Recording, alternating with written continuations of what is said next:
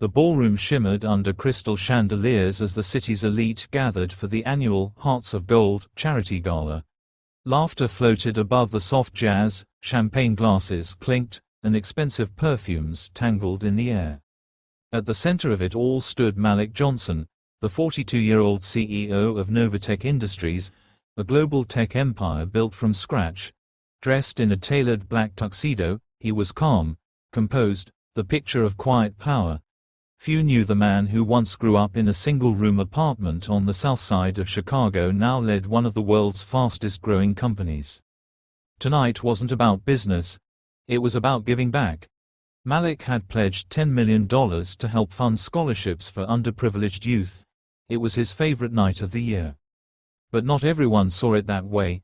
Across the room, Victoria Langford, the 29-year-old heiress to the Langford fortune, was the unofficial queen of the gala.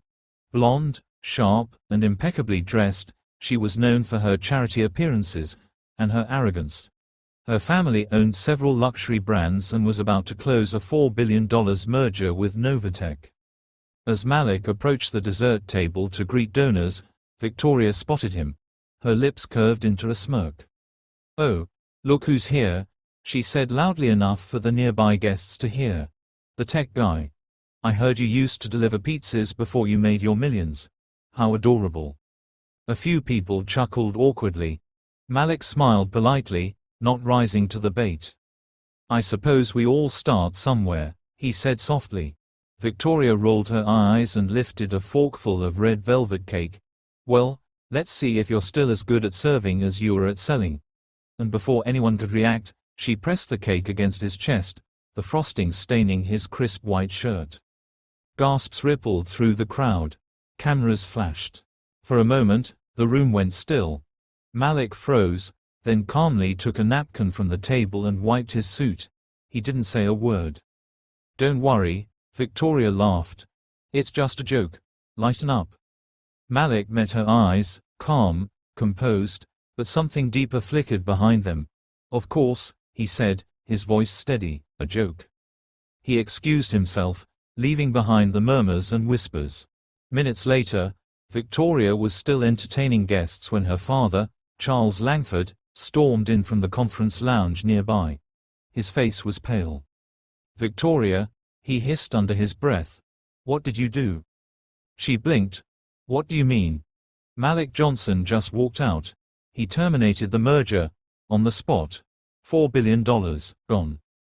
The color drained from her face. "What? Because of a cake?" Charles glared. "Because of your arrogance. That man was the deal. You humiliated him, and he doesn't need us." The room buzzed with shock as the news spread. Victoria's laughter from moments ago felt like a cruel echo. Meanwhile, outside the venue, Malik sat quietly in his car. He stared at the frosting on his sleeve, then chuckled softly.